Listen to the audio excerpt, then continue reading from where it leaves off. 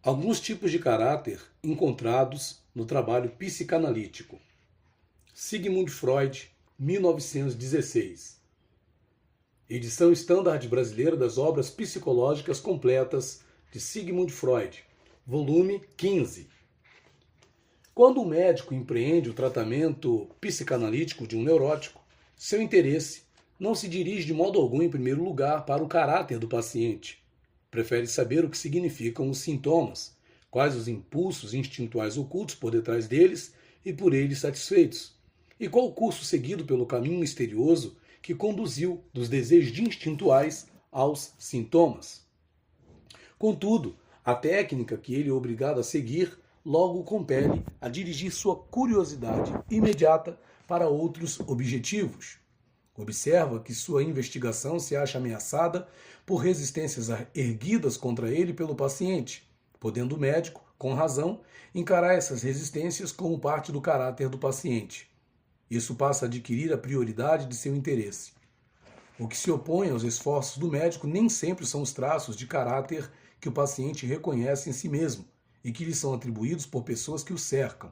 As peculiaridades que parecera possuir apenas em grau modesto são com frequência trazidas à luz com intensidade surpreendentemente maior.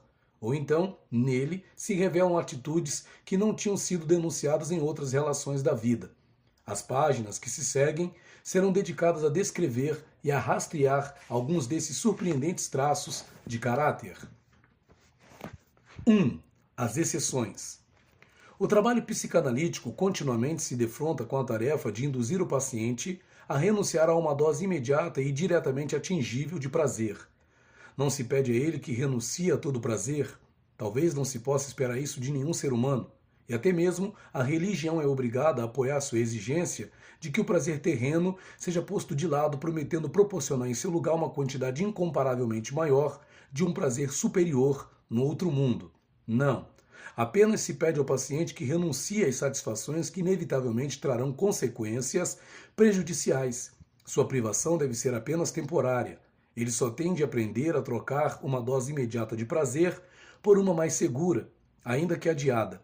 Ou, em outras palavras, sob a orientação do médico, pede-se a ele que avance do princípio do prazer para o princípio da realidade, pelo qual o ser humano maduro se distingue de uma criança. Nesse processo educativo, dificilmente se pode dizer que a compreensão interna, insight, mais nítida do médico desempenha um papel decisivo. Via de regra, ele só poderia dizer a seu paciente o que a própria razão deste pode dizer-lhe. Mas saber uma coisa em nossa própria mente não é o mesmo que ouvi-la de alguém de fora. O médico desempenha um papel eficaz e estranho. Faz uso da influência que um ser humano exerce sobre o outro. Ou, recordando que é hábito da psicanálise, substitui o que é derivado e estiolado pelo que é original e básico. Digamos que o médico, em seu trabalho educativo, faz uso de um dos componentes do amor. Nesse trabalho de educação posterior, provavelmente nada mais faz do que repetir o processo que, de início, tornou possível qualquer espécie de educação. Lado a lado com as exigências da vida, o amor é o grande educador. E é pelo amor daqueles que se encontram mais próximos dele que o ser humano incompleto é induzido a respeitar os ditames da necessidade e a poupar-se do castigo que sobrevém a qualquer infração dos mesmos. Quando, dessa maneira, pedimos ao paciente que renuncie provisoriamente a alguma satisfação agradável, que faça um sacrifício, que se mostre disposto a aceitar um sofrimento temporário, a fim de chegar a um resultado melhor, ou mesmo simplesmente que se decida a se submeter a uma necessidade que se aplica a todos, encontramos indivíduos que resistem a esse apelo por um motivo especial. Dizem que já renunciaram bastante e já sofreram bastante e têm direito de ser poupados de quaisquer outras exigências. Não se submeterão mais a qualquer necessidade desagradável, pois são exceções, e além disso, pretendem continuar assim. Nesse tipo de paciente, essa reivindicação se transforma na convicção de que uma providência especial vela por ele, protegendo-o de quaisquer sacrifícios penosos dessa natureza. Os argumentos do médico nada conseguem contra uma confiança interna que se expressa de forma tão vigorosa quanto esta. Mesmo a influência dele na realidade é inicialmente impotente, ficando evidente para ele que deve descobrir as fontes das quais essa prevenção prejudicial se alimenta. Ora, sem dúvida é verdade que cada um gostaria de se considerar uma exceção e reivindicar privilégios em relação aos demais. mas precisamente por causa disso, deve haver uma razão específica e não universalmente presente para que alguém realmente se proclame uma exceção e se comporte como tal. Essa razão pode ser de mais de uma natureza. Nos casos que investiguei, consegui descobrir uma peculiaridade comum a experiências mais antigas das vidas desses pacientes. Suas neuroses se ligavam a alguma experiência ou sofrimento a que estiveram sujeitos em sua primeira infância, e em relação aos quais eles próprios sabiam não ter culpa, podendo encará-los como sendo uma desvantagem injusta a eles imposta. Os privilégios que reclamavam como resultado dessa injustiça e a rebeldia que ela engendrava contribuíram não em pequena dose para intensificar os conflitos que levaram à irrupção de uma neurose. Num desses pacientes, uma mulher, a atitude para com a vida, ora objeto de seu exame, chegou ao máximo quando ela soube que uma perturbação dolorosa de ordem orgânica que a havia impedido de alcançar seus objetivos na vida era de origem congênita. Enquanto considerou esse mal como uma aquisição acidental e tardia, suportou-o pacientemente. Tão logo, porém, verificou ser ele parte de uma herança inata, tornou-se rebelde. Um jovem que se acreditava velado por uma providência especial em sua infância, fora vítima de uma infecção acidental provocada por sua ama de leite, e depois passou toda a sua vida fazendo reivindicações de compensação, uma pensão por acidente, por assim dizer, sem ter qualquer ideia que servisse de base para essas alegações. Nesse caso, a análise que construiu esse fato a partir de resíduos minêmicos obscuros e de interpretações dos sintomas foi confirmada objetivamente por informações prestadas pela família. Por motivos que serão facilmente compreendidos, não posso alongar-me muito sobre essas e outras anamneses, nem me proponho penetrar na evidente analogia entre deformações de caráter resultantes de uma prolongada doença na infância e o comportamento de nações inteiras cuja história passada foi cheia de sofrimentos. Em vez disso, contudo, aproveitarei a oportunidade para chamar a atenção para uma figura criada pelo maior dos poetas. Uma figura em cujo caráter a reivindicação à exceção se mostra estreitamente vinculada à circunstância de uma desvantagem congênita, sendo por ela motivada. No monólogo inicial de Ricardo III de Shakespeare, Gloucester, que depois vem a ser rei, diz: "Mas eu, que não fui talhado para habilidades esportivas, nem para cortejar um espelho amoroso, que grosseiramente feito e sem a majestade do amor, para pavonear-me diante de uma ninfa de lascivos meneios, eu, privado dessa bela proporção, desprovido de todo encanto pela pérfida natureza, disforme, inacabado, enviado por ela antes do tempo para este mundo dos vivos, terminado pela metade, isso tão imperfeitamente fora de moda que os cães ladram para mim quando paro perto deles." E assim, já que não posso mostrar-me como amante para entreter estes belos dias da galanteria, resolvi importar-me como vilão e odiar os frívolos prazeres deste tempo. À primeira vista, essa investida talvez dê a impressão de não estar relacionada ao nosso presente tema. Ricardo parece nada dizer além de "considero tediosos esses tempos frívolos e quero divertir-me. Como não posso desempenhar o papel de amante por causa da minha deformidade, serei o vilão. Conspirarei, assassinarei e farei tudo o que quiser." Essa motivação frívola só sufocaria qualquer sentimento de simpatia no auditório, se não fosse um pano de fundo para algo mais grave.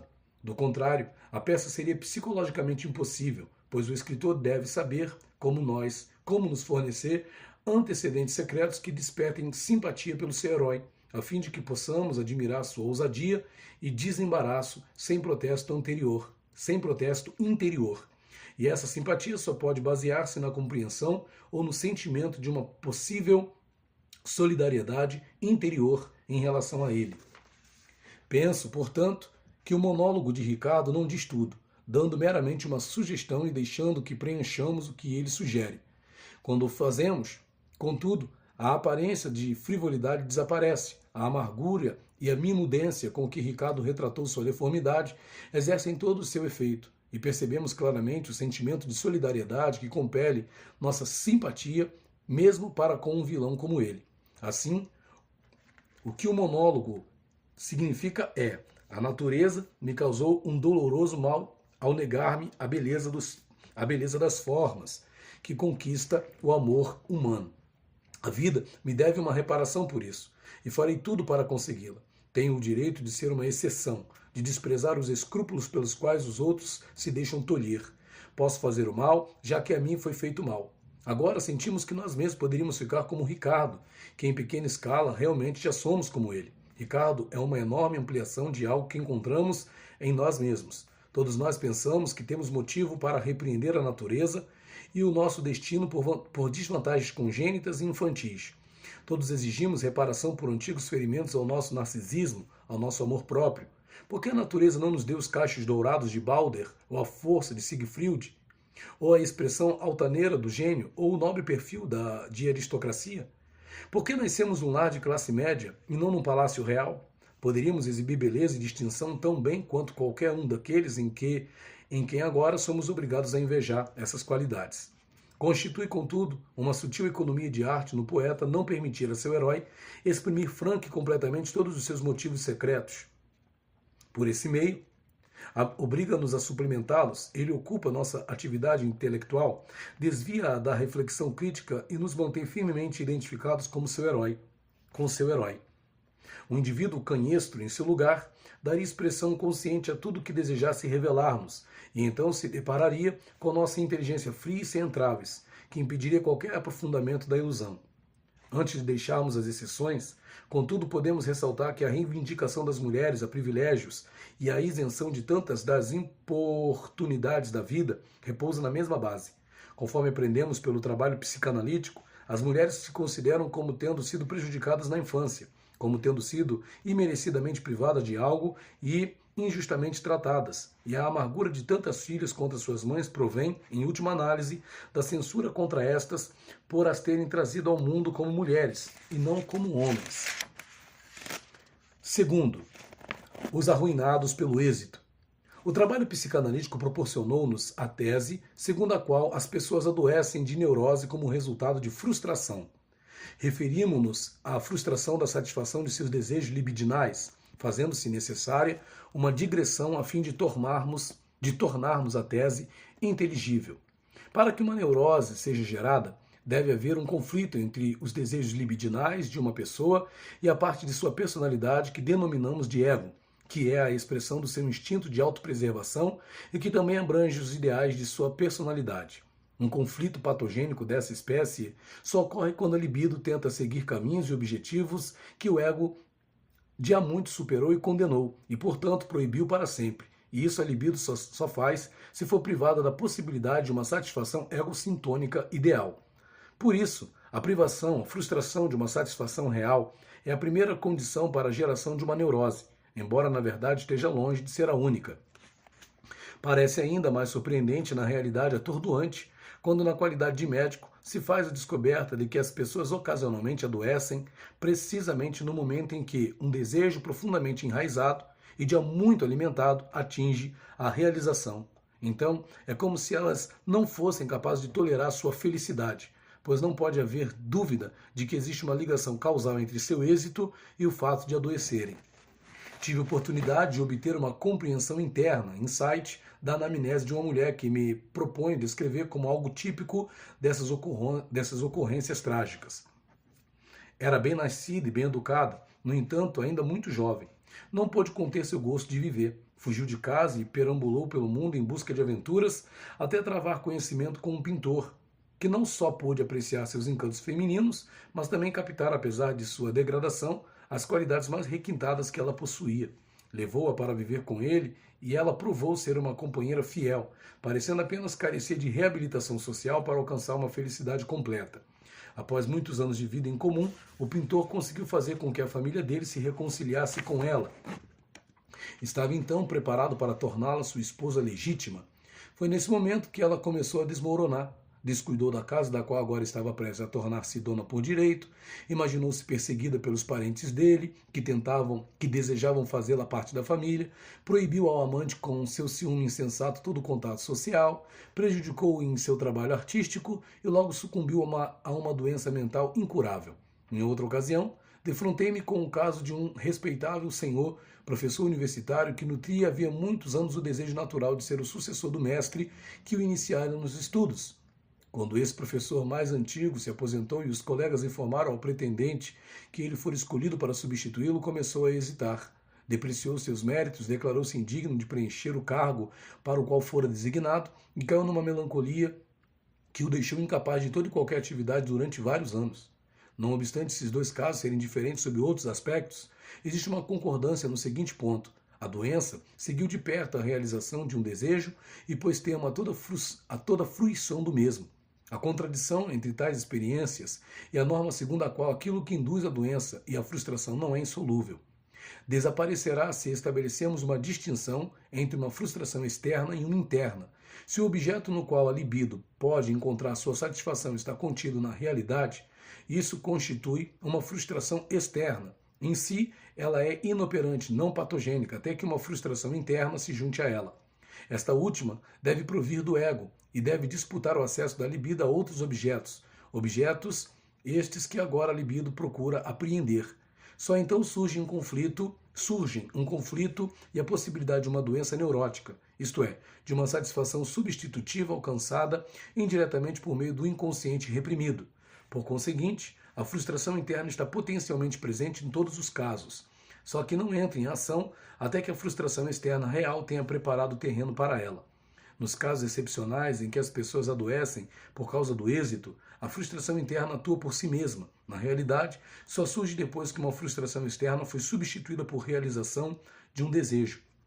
À primeira vista, há algo de estranho nisso, mas por ocasião de um exame mais detido, refletiremos que não é absolutamente incomum para o ego tolerar um desejo tão inofensivo na medida em que ele só existe na fantasia e cuja realização parece distante. Pelo contrário, porém, o ego se defenderá ardentemente contra esse desejo tão logo este se aproxime da realização e ameace tornar-se uma realidade.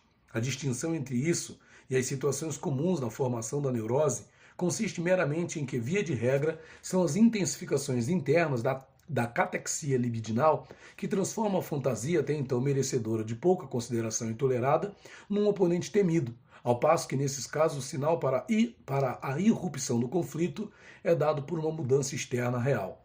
O trabalho analítico não encontra dificuldade alguma em demonstrar que são as forças da consciência que proíbem ao indivíduo obter a tão almejada vantagem proveniente da feliz mudança da realidade. Constitui tarefa difícil, contudo, descobrir a essência e a origem dessas tendências julgadoras e punitivas, cuja existência, onde não esperamos encontrá-las, tantas vezes nos surpreende. Pelas razões habituais, não examinarei o que sabemos ou conjecturaremos em relação a casos de observação clínica, mas em relação a figuras que grandes autores criaram a partir de seu rico conhecimento da mente. Podemos tomar como exemplo de pessoa que sucumbe ao atingir o êxito, após lutar exclusivamente por ele, com todas as suas forças, a figura de Lady Macbeth, criada por Shakespeare. De início, não há qualquer hesitação, qualquer sinal de conflito interno nela, qualquer esforço, senão o de vencer os escrúpulos de seu ambicioso, embora compassivo marido. Ela se mostra pronta a sacrificar até mesmo sua feminilidade à sua intenção assassina, sem refletir no papel decisivo que esta feminilidade deverá desempenhar quando, posteriormente, surgir a questão de preservar a finalidade de sua ambição, alcançada através de um crime. Vinde, espíritos sinistros, que servis aos desígnios assassinos, desassexuai-me, enchei-me da cabeça aos pés da mais horrível crueldade. Ato 1, cena 5. Bem conheço as delícias de amar um tenro filho que se amamenta, embora eu lhe arrancar as gengivas sem dente, ainda quando vendo-o sorrir, se para mim o bico de meu seio e faria sem piedade, saltaram-lhe os miolos, se tivessem jurado assim fazer como juraste, cumprisse a empreitada. Ato 1, cena 7. Apenas um leve isolado frêmito de relutância dela se apossa antes do feito. Se no seu sono não lembrasse tanto, meu pai tê-lo-ia eu mesmo apunhalado. Ato 2, cena 2. Então, quando se torna rainha pelo assassinato de Duncan, ela trai por um momento algum como um desapontamento, algo como uma desilusão. Não podemos dizer por que razão. Tudo perdemos quando o que queríamos obtemos sem nenhum contentamento. Mas vale ser a vítima destruída do que, por a destruir com ela o gosto de viver. Ato 3, cena 2. Não obstante, ela se mantém firme, Na cena do banquete que se segue a essas palavras, somente ela se conserva serena, encobre o estado de confusão do marido e encontra um pretexto para dispensar os convivas. E então desaparece de vista. A seguir, vemo-la na casa de sonambulismo do último ato, fixada nas impressões da noite do assassinato. Mais uma vez, como antes, procura incutir coragem ao marido. Por quem sois, meu senhor? Que vergonha! Um soldado com medo? Por que havemos de recear que alguém o saiba, se ninguém nos pode pedir contas? Ela ouve a pancada na porta, que apavorou o marido depois do feito, mas ao mesmo tempo luta por desfazer a ação que não pode ser desfeita. Lava as mãos manchadas de sangue e que cheiram a sangue e fica cônscia da futilidade da tentativa. Ela, que parecia tão sem remorsos, parece ter sido abatida pelo remorso. Quando morre, Macbeth, que nesse meio tempo se tornou tão inexorável quanto ela no começo, encontra apenas um breve epitáfio para ela. É morta. Não devia ser agora. Sempre seria tempo para ouvir-se essas palavras. Ato 5, cena 5. E agora nos perguntamos, o que foi que quebrantou esse caráter que parecia ter sido forjado do metal mais rijo? Terá sido somente a desilusão? O aspecto diferente revelado pelo fato consumado? E devemos inferir que mesmo em Lady Macbeth, uma natureza originalmente doce e feminina foi levada a um ponto de concentração e de alta tensão que não pôde suportar por muito tempo? Ou devemos procurar indícios de uma motivação mais profunda que tornará essa derrocada mais humanamente inteligível para nós? Parece-me impossível chegar a uma decisão. Macbeth, de Shakespeare, é uma pièce d'occasion, escrita para a ascensão de Jaime, até então rei da Escócia. O enredo foi feito de encomenda e já fora trabalhado por outros escritores contemporâneos, de cuja obra Shakespeare provavelmente se utilizou, como costumava fazer. Apresentava notáveis analogias com a situação real. A virginal Elizabeth, de quem se dizia que jamais fora capaz de ter filhos, e que certa vez se descrevera a si própria como um tronco estéril, numa angustiosa exclamação pela notícia do nascimento de Jaime, foi obrigada por essa mesma esterilidade a fazer do rei escocês seu sucessor. E ele era filho de Maria Stuart, cuja execução ela, embora relutantemente, ordenara. E que apesar do toldamento de suas relações por causa de preocupações políticas, era não obstante do seu sangue, podia ser chamada de sua hóspede. A ascensão de Jaime I foi como uma demonstração da maldição da esterilidade das bênçãos da geração contínua, e a ação do Macbeth, de Shakespeare, baseia-se nesse mesmo contraste. As bruxas asseguram a Macbeth que seria rei, mas Banquo prometeram que seus filhos herdariam a coroa. Macbeth se enfurece com esse ditame do destino, não fica contente com a satisfação de sua própria ambição, deseja fundar uma dinastia e não ter cometido assassinato em benefício de estranhos. Esse ponto será negligenciado se a peça de Shakespeare for considerada apenas como uma tragédia de ambição. É claro que Macbeth não pode viver para sempre, e assim existe apenas uma forma para que ele invalide a parte da profecia que lhe é desfavorável, a saber, ter ele mesmo filhos que possam sucedê-lo. E ele parece esperá-los de sua indomável esposa. Não concebes nunca, senão filhos varões. Tua alma indomável o pede assim. Ato 1, cena 7. E é igualmente claro que, se for desapontado nessa expectativa, deverá submeter-se ao destino. Do contrário, suas ações perdem toda finalidade e são transformadas na fúria cega de alguém condenado à destruição, que está resolvido a destruir de antemão tudo o que possa alcançar. Vemos Macbeth passar por este processo, e no clímax da tragédia ouvimos o grito lancinante de Macduff, que com tanta frequência é considerado ambíguo e que talvez possa conter a chave da mudança em Macbeth. Ele não tem filhos. Ato 4, cena 3. Não há dúvida de que isso significa somente porque ele próprio não tem filhos é que pôde assassinar meus filhos. No entanto, algo mais pode estar implícito nisso. E, acima de tudo, poderia pôr a nu o motivo mais profundo que não apenas força Macbeth. Não há dúvida de que isso significa somente porque ele próprio não tem filhos é que pôde assassinar meus filhos. No entanto, algo mais pode estar implícito nisso. E, acima de tudo, poderia pôr a nu o motivo mais profundo que não apenas força Macbeth a ir muito além de sua própria natureza, como também toca no único ponto fraco do caráter insensível de sua esposa. Se examinar toda a peça, A partir do clímax, assinalado pelas palavras de Macduff, ver-se-á que ela está repleta de referências à relação pai-filhos. O assassinato do bondoso Duncan não passa de parricídio. No caso de Banquo, Macbeth mata o pai enquanto o filho se lhe escapa. E no de Macduff, ele mata os filhos porque o pai fugira dele. Uma criança ensanguentada e a seguir uma coroada lhe são mostradas pelas bruxas na cena da aparição. A cabeça armada que é vista antes, sem dúvida, é o próprio Macbeth. Mas no segundo plano ergue-se a forma sinistra do Vingador, Macduff. Ele próprio, uma exceção às leis da geração, visto que não nasceu de sua mãe, mas foi arrancado de seu ventre. Seria um exemplo perfeito de justiça poética à maneira de Talião se a ausência de filhos de Macbeth e a infelicidade de sua Lady fosse o castigo pelos seus crimes contra a santidade da geração.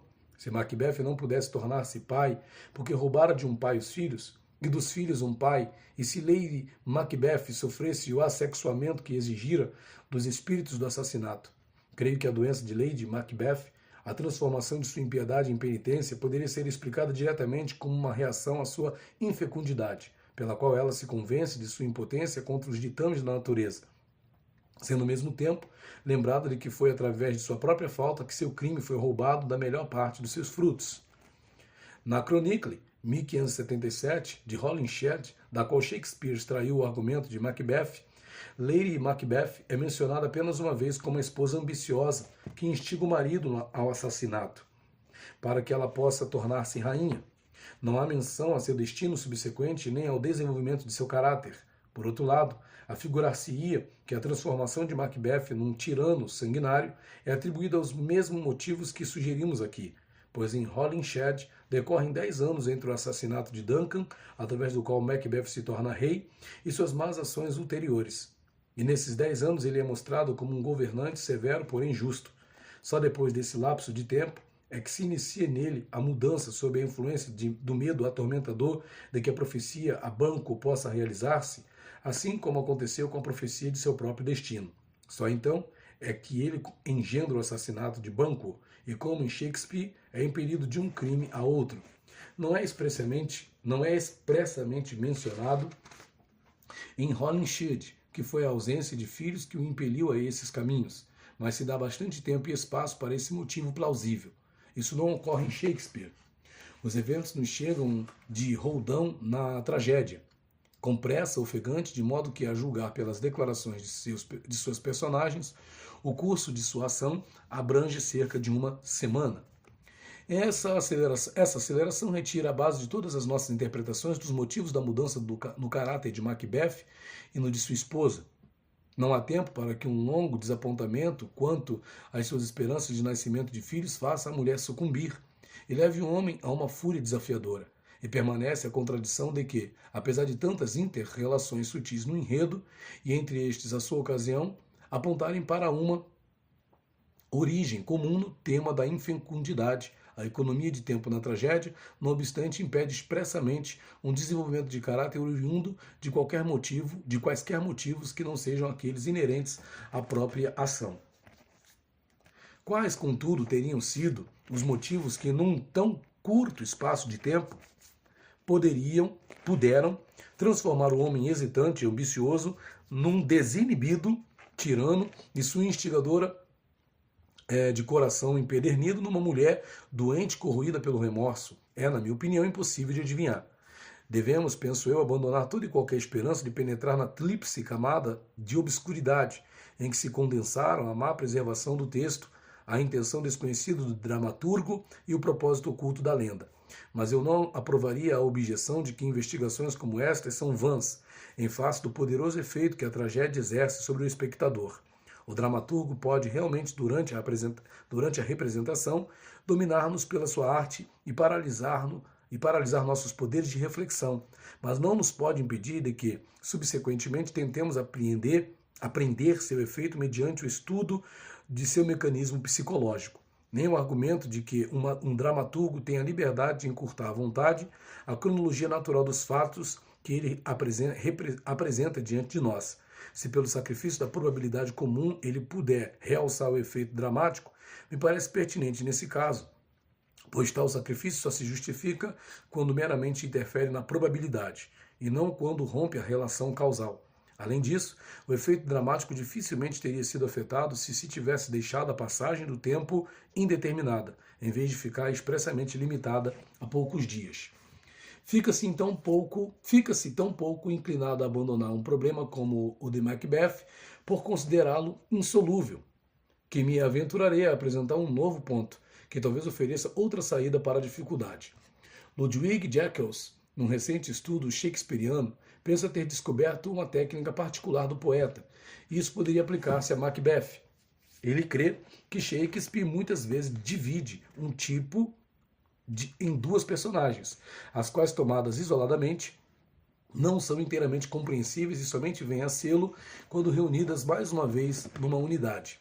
Macbeth e Lady Macbeth poderiam estar nesse caso. Ainda sendo, seria destituído de fundamento considerá-la como um tipo independente e procurar os motivos de sua modificação sem considerar o Macbeth que a completa. Não seguirei mais essa pista. Não obstante, gostaria de ressaltar algo que confirme esse ponto de vista de maneira impressionante. Os germes do medo que irrompem Macbeth na noite do assassinato já não se desenvolvem nele, mas nela. É ele quem tem a alucinação do punhal antes do crime, mas é ela quem depois adoece de uma perturbação mental. É ele que, após o assassinato, ouve o grito na casa: "Não durmas mais!" Macbeth, de fato, trucida o sono. E assim, Macbeth não mais dormirá. Contudo, ouvimos dizer que ele dormiu, mas ao passo que a rainha, como vemos, ergue-se de seu leito e, falando enquanto dorme, traz sua culpa. É ele que fica desamparado com as mãos cobertas de sangue, lamentando que todo o grande oceano de Netuno não as limpará, enquanto ela o consola. Um pouco de água nos limpa desta ação, mas depois é ela que lava as mãos durante um quarto de hora e não consegue livrar-se das manchas de sangue. Todas as essências da Arábia não purificarão esta mãozinha. Assim, o que ele temia em seus tormentos de consciência se realiza nela. Ela se torna toda remorso e ele todo desafio. Juntos esgotam as possibilidades de reação ao crime, como duas partes desunidas de uma individualidade psíquica, sendo possível que ambos tenham sido copiados de um protótipo único. Se formos incapazes de responder por que Lady Macbeth sucumbiu após seu êxito, talvez tenhamos uma oportunidade melhor passando à criação de outro grande dramaturgo, que muito parecia acompanhar com inflexível rigor problemas de responsabilidade psicológica. Rebecca Galvick, filha de uma parteira, foi educada por seu pai adotivo, Dr. West, para ser uma livre pensadora e para desprezar as restrições que uma moral fundamentada na crença religiosa procura impor aos desejos da vida. Após a morte do médico, ela encontra um emprego em Homer's Horn, o lar por muitas gerações de uma antiga família cujos membros desconhecem um riso e que sacrificaram a alegria ao rígido cumprimento do dever. Seus ocupantes são Johannes Hosmer, ex-pastor, e sua esposa inválida, a infecunda Beata. Dominada por uma paixão selvagem e incontrolável pelo amor de Hosmer, de alta linhagem, Rebecca resolve eliminar a esposa, que constitui um obstáculo para seus planos. Para tanto, faz uso da sua vontade impávida e livre, não restringida por quaisquer escrúpulos. Arquiteta um plano para que Beata leia um livro de medicina no qual a finalidade do casamento é representada como sendo a procriação, de modo que a pobre mulher começa a duvidar da razão de ser de seu próprio casamento. Rebecca então dá a entender que Hosmer, de cujos estudos e ideias ela partilha, está prestes a abandonar a velha fé e a aliar-se ao grupo dos esclarecidos. E após ter assim abalado a confiança da esposa na integridade moral do marido, finalmente lhe dá a entender que ela, Rebecca, logo abandonará a casa, a fim de ocultar as consequências de suas relações ilícitas com Hosmer.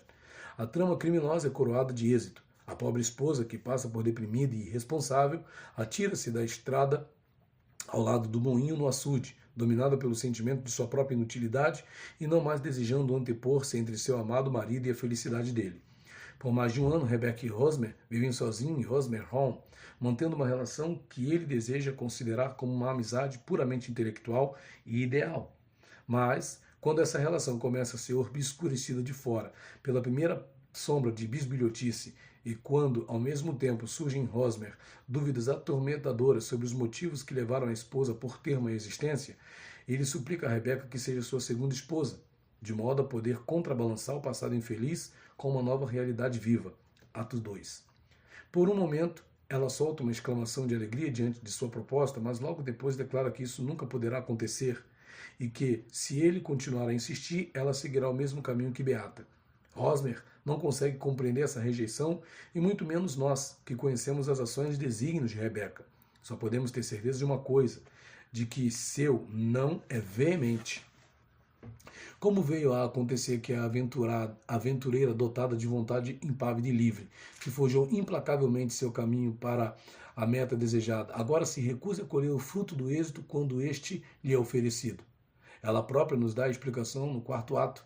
Esta é a parte terrível de tudo isso, que agora, quando toda a felicidade da vida se acha ao meu alcance, meu coração esteja mudado e meu próprio passado dela me exclua. Isto é, nesse meio tempo, ela se tornou um ser diferente, sua consciência despertou, ela adquiriu um sentimento de culpa que a priva de fruição. E o que lhe despertou a consciência? Ouçamos o que ela mesma tem a dizer, e consideraremos depois se podemos acreditar nela inteiramente.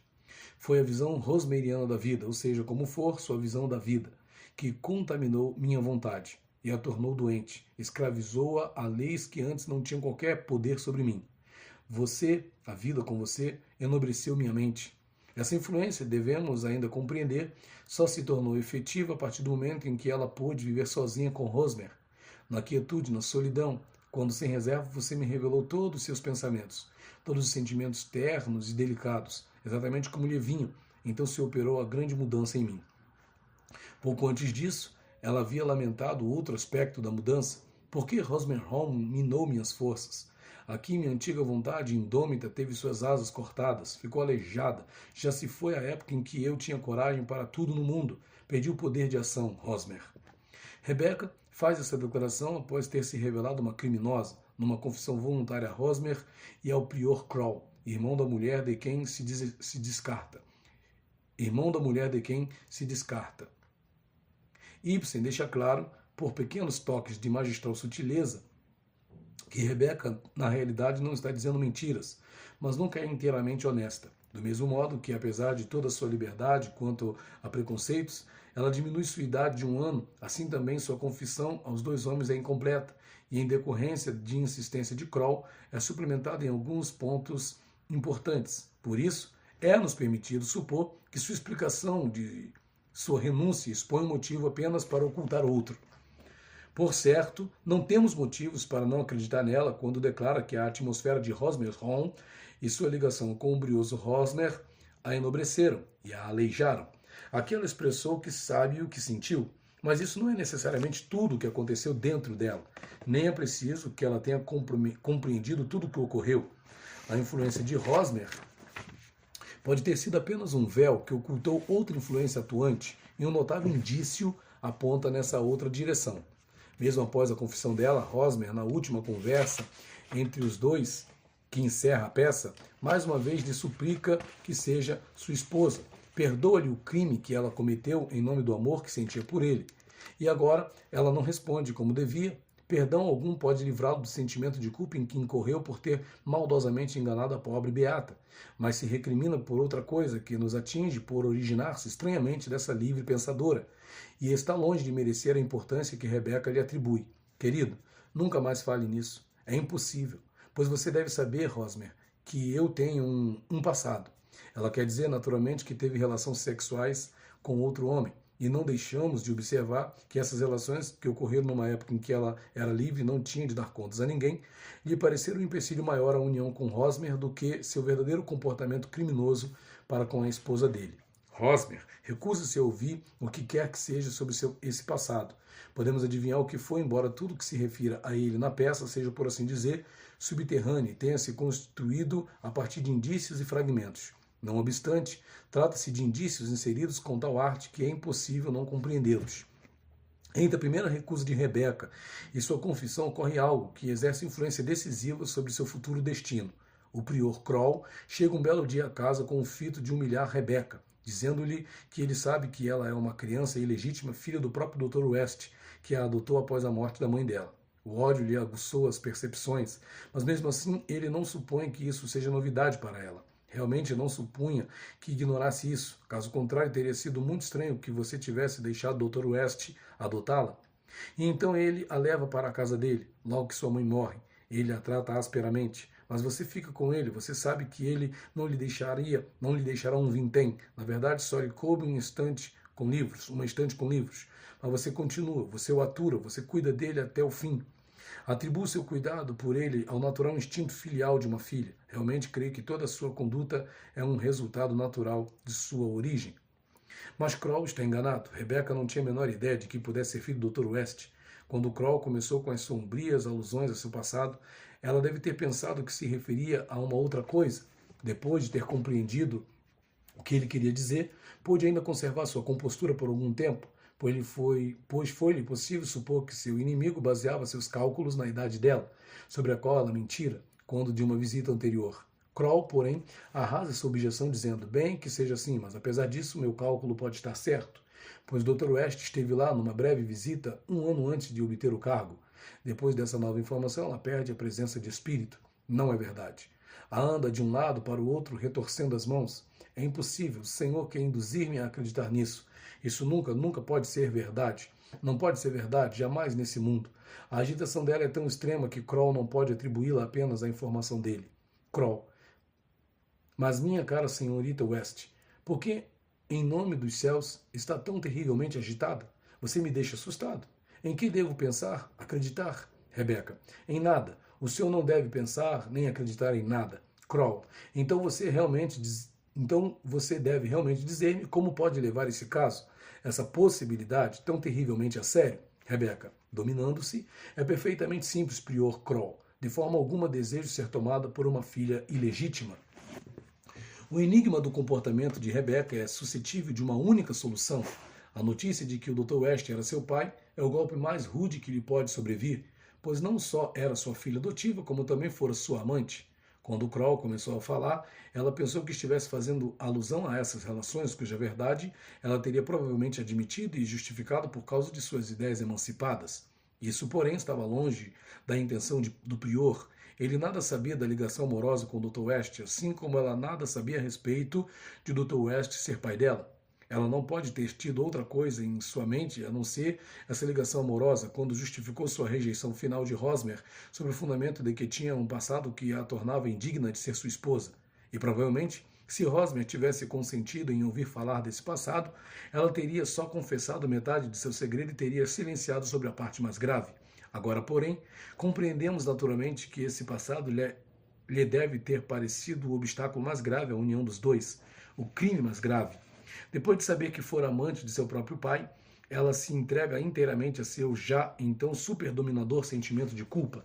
Faz a Hosmer e a Kroll a confissão que a estigmatiza como assassina.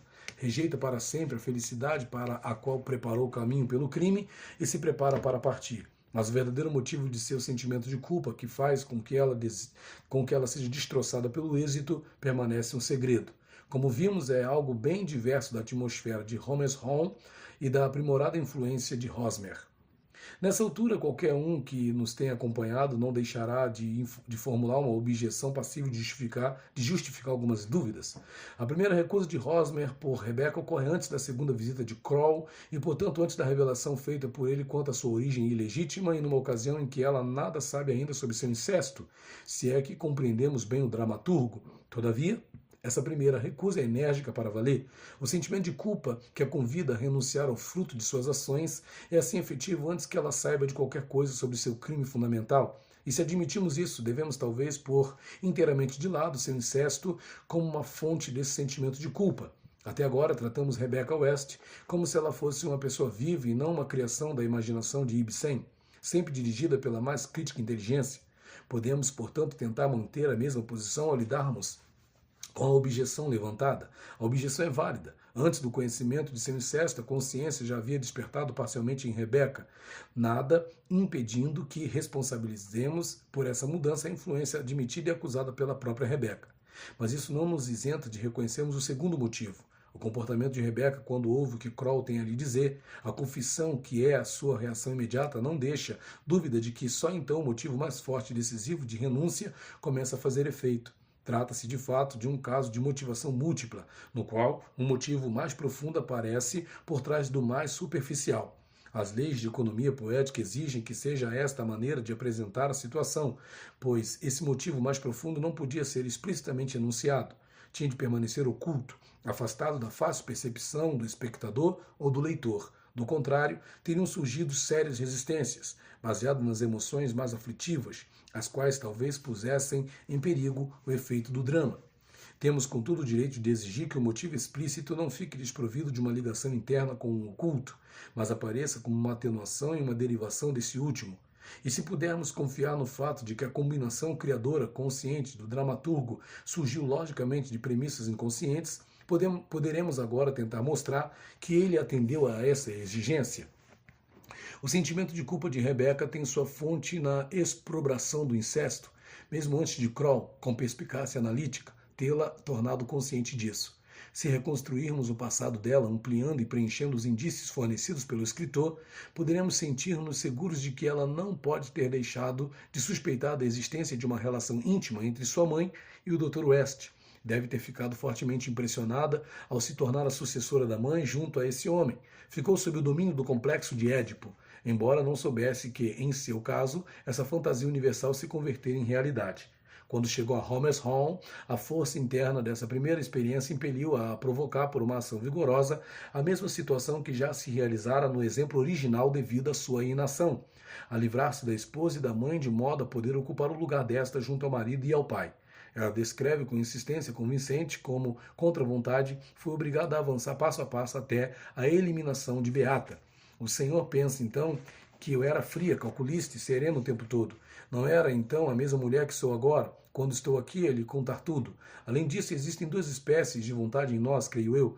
Queria Beata afastada de uma maneira ou de outra, mas nunca realmente acreditei que isso viesse a acontecer. À medida que avançava cautelosamente, a cada passo que eu aventurava, parecia ouvir alguma coisa dentro de mim que exclamava, não vá adiante, nem mais um passo à frente. E contudo eu não podia parar, tinha de aventurar só mais um pouquinho, e somente mais 1 milímetro, e logo depois mais um, e sempre mais um, e então aconteceu. É assim que essas coisas acontecem. Não se trata de uma versão enfeitada das coisas, mas de uma descrição autêntica. Tudo o que lhe aconteceu em Homer's Home, sua paixão por Hosmer e sua hostilidade para com a esposa dele foi desde o começo uma consequência do complexo de Édipo, uma réplica inevitável de suas relações com sua mãe e com o Dr. West. Assim, o sentimento de culpa que inicialmente faz com que ela rejeite a proposta de Hosmer, no fundo não difere do sentimento de culpa maior que a impele à confissão, depois que Kroll lhe abriu os olhos. Da mesma forma, porém, que sob a influência do Dr. West, ela se tornara uma livre pensadora e passara a menosprezar a moral religiosa. Assim também ela se transforma, por seu amor a Hosmer, num ser de consciência e nobreza. Ela chega a compreender esse aspecto dos processos mentais dentro de si, justificando-se assim ao descrever a influência de Hosmer como motivo de sua mudança, um motivo que se tornara acessível a ela. O clínico psicanalista sabe quão frequentemente ou quão invariavelmente uma moça que entra para o serviço de uma casa como criada, dama de companhia ou governanta, consciente ou inconscientemente, tece um devaneio oriundo do complexo de Édipo, no qual a dona da casa desaparece, vindo o dono a receber a recém-chegada como sua esposa no lugar da outra. Homer's Home é a maior obra de arte desse tipo que aborda essa fantasia comum em moças. O que a transforma num drama trágico é a circunstância extra de que o devaneio da heroína tenha sido precedido na sua infância por uma realidade precisamente correspondente. Após essa longa digressão pela literatura, retornemos à experiência clínica, mas apenas para estabelecermos em poucas palavras a inteira concordância entre elas. O trabalho psicanalítico nos ensina que as forças da consciência que induzem a doença, em consequência do êxito, em vez de, como normalmente em consequência da frustração, se acham intimamente relacionadas com o complexo de Édipo. O trabalho psicanalítico nos ensina que as forças da consciência que induzem a doença, em consequência do êxito, em vez de, como normalmente em consequência da frustração, se acham intimamente relacionadas com o complexo de Édipo, a relação com o pai e a mãe, como talvez na realidade se ache o nosso sentimento de culpa em geral. Terceiro, criminosos em consequência de um sentimento de culpa. Ao me terem falado sobre sua juventude, normalmente antes da puberdade, pessoas que mais tarde frequentemente se tornaram muito respeitáveis, me informaram sobre ações proibidas que praticam naquele período, tais como furtos, fraudes e até mesmo incêndio voluntário. Eu tinha o hábito de me descartar dessas declarações com o comentário de que estamos familiarizados com a fraqueza das inibições morais daquele período de vida e não fazer qualquer tentativa para localizá-las em contexto mais importante. Mas eventualmente fui levado a proceder a um estudo mais completo de tais incidentes por alguns casos gritantes e mais acessíveis nos quais as más ações eram cometidas enquanto os pacientes se encontravam sob meus cuidados e já não eram tão jovens. O trabalho analítico trouxe então a surpreendente descoberta de que tais ações eram praticadas principalmente por serem proibidas e por sua execução acarretar para seu autor um alívio mental. Este sofria de um opressivo sentimento de culpa, cuja origem não conhecia, e após praticar uma ação má, essa opressão se atenuava. Seu sentimento de culpa estava pelo menos ligado a algo. Por mais paradoxal que isso possa parecer, devo sustentar que o sentimento de culpa se encontrava presente antes da ação má, não tendo surgido a partir dela, mas inversamente. A iniquidade decorreu do sentimento de culpa. Essas pessoas podem ser apropriadamente descritas como criminosas em consequência do sentimento de culpa. A preexistência do sentimento de culpa fora naturalmente demonstrada por todo um conjunto de outras manifestações e efeitos. O trabalho científico, porém, não se satisfaz com o estabelecimento de um fato curioso. Existem ainda duas outras perguntas a responder. Qual a origem desse obscuro sentimento de culpa antes da ação? É provável que essa espécie de causação desempenhe um papel considerável no crime humano? Um exame da primeira questão mantinha a promessa de nos trazer informações sobre a fonte do sentimento de culpa da humanidade em geral. O resultado invariável do trabalho analítico era demonstrar que esse obscuro sentimento de culpa provinha do complexo de Édipo e constituía uma reação às duas grandes intenções criminosas de matar o pai e de ter relações sexuais com a mãe.